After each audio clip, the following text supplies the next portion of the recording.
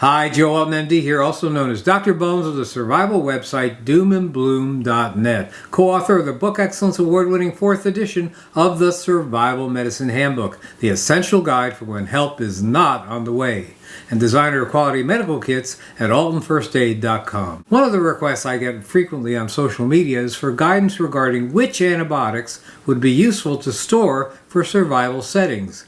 I'll start by saying that my writings are meant for circumstances where there is no functional medical system. It's important to know that. Many years ago, I wrote the first articles by a physician on aquarium antibiotics as a survival option.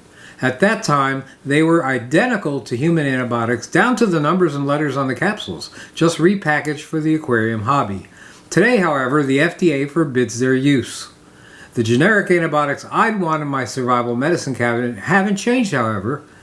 Which should you have in your survival storage? I'll mention several of the most important ones here, with the generic and US brand names as well as some comments as to their uses.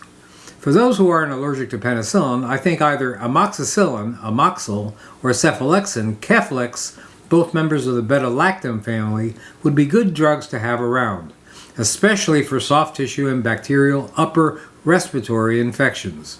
Dosing is relatively simple and in most cases safe for pregnant and pediatric patients. There's also amoxicillin clavulanic acid, also known as Augmentin, which is effective against some infections that are resistant to amoxicillin alone. Next, I would have doxycycline, Dorix, which handles a lot of different infections of the respiratory and intestinal tracts. The antibiotic's okay to take if you're allergic to penicillin drugs, although it isn't acceptable for use during pregnancy.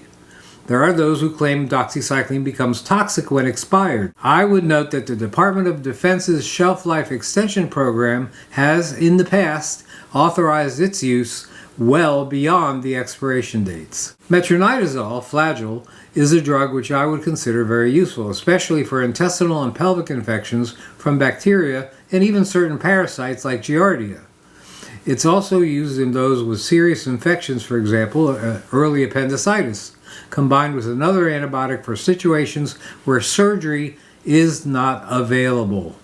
Although metronidazole is acceptable in those allergic to penicillin, it's not okay for pregnancy or breastfeeding. Azithromycin, however, is known to be generally safe in pregnancy, as well as those with penicillin allergies. It can deal with many cases of respiratory infection, dysentery, tonsillitis, sinusitis, and more. An added benefit is that many have taken it before in its popular Z-Pak form. The sulfa-drug combination sulfamethoxazole trimethoprim, Bactrim DS, is an excellent choice for many infections, especially urinary ones. If that's a common problem for certain family members, you might consider this drug. It has also been used for skin infections, some sinusitis, MRSA, ear infections, and others. Sulfa drugs are acceptable in the penicillin allergic, but not in the pregnant woman or breastfeeding mother. Clindamycin, Cleocin, would also be on my list. It has been used to treat everything from acne to anthrax, but it is helpful for pneumonias, pelvic infections, uterine infections after childbirth, soft tissue infections, and is even effective against MRSA. It is, unlike doxycycline and metronidazole, acceptable for use during pregnancy and in people allergic to penicillin. Of course, you could be allergic to clindamycin, or really any other antibiotic itself. In rare cases, use of clindamycin could induce an intestinal infection known as colitis, which could be serious. Then there's ivermectin, Stramectrol, used in its human form and not the paste used for horses. It's certainly an option in the age of COVID. Now, you may notice my list doesn't include ciprofloxacin, or Cipro, an important antibiotic which is effective against many infections.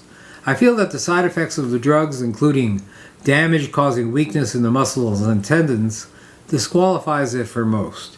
It may still be an option for some.